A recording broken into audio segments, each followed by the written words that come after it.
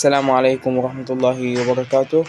معكم حلقة جديدة من قناة محمد خالد، والنهاردة إن شاء الله جاي لكم بفكرة فريدة من نوعها، محدش قبل كده نزلها على اليوتيوب، واللي هو هنزل لكم أفضل 3 أو أفضل 5 في كل حتة، في كل مركز في التشكيلة، على حسب المركز محتاج كام لاعب. النهاردة هنبدأ بأحسن باكات شمال. انا من وجهة نظري، الفيديو ده من وجهة نظري، واللي هو اللعيبة اللي انا مجربها، والافضل من وجهة نظري اللي انا مجربه واللي جاب معايا نتائج حلوة. اول واحد اللي هو اللاعب ديلي بليند، زي ما انتوا شايفين التقييم بتاعه 8.3 من 10. لعب معايا 8 مباريات، عمل 5 تمريرات. ده افضل واحد من وجهة نظري.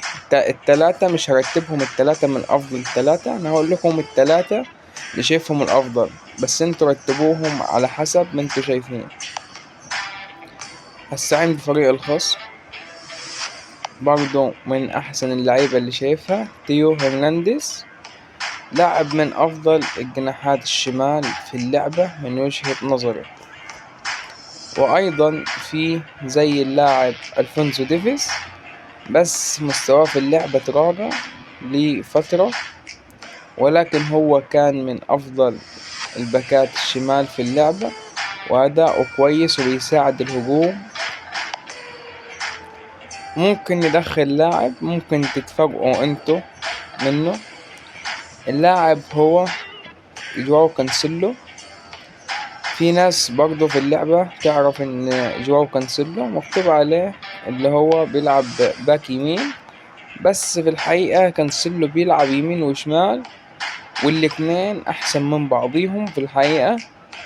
فانا واحد من الناس اللي جربته في اللعبة كباك شمال، وعمل نتائج حلوة. كان لعب معايا 14 ماتش، كان عامل 7 اسيستات وجايب هدفين. الاحصائيات دي مش اللي هي عالية، بس انت برضو احسبها اللي هو لاعب باك مش جناح، فالاحصائيات دي تعتبر حلوة. وان شاء الله لو عجبكم فيديوهات زي كده، ان شاء الله الفيديو الجاي هعمل لكم لافضل باكات يمين وافضل قلوب الدفاع، وان شاء الله هعمل سلسلة عن افضل لاعبين في كل مركز. ودي لمحة سريعة للي يحتاج قال لي عايز اشوف الحساب بتاعك. هنا احنا الترتيب على مصر 266، وعلى العالم 2107، وان شاء الله في تقدم مستمر. هنا انا معايا 158 بطولة، 45 بطولات دوري، 43 كؤوس وطنية، تحقيق الإدارة 55، والباقي طبعا بطولات. زي ما انتوا شايفين بطولات كتير، لأن غالبا بدخل الدوري باخد 3 كؤوس أو كأسين على الأقل، زي ما انتوا شايفين.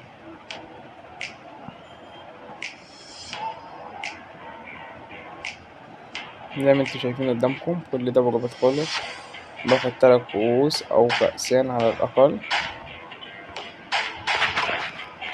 وهنا الهيمنة على العالم 47، مسيطر 100% على أفريقيا، و60% على أمريكا الجنوبية، وأظل أقل من نص الفرق.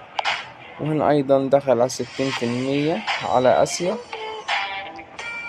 هدخل دوري ماليزي إن شاء الله، ويفضلوا الدوريات اللي عندي، الدوري الياباني، تايلاند، والسنغافوري. هحاول أحقق السيطرة إن شاء الله 100%. وأنا كنت انتهى الفيديو، أرجوكم الاشتراك في القناة وتفعيل زر الجرس لكي يصلكم كل جديد. والسلام عليكم ورحمة الله وبركاته.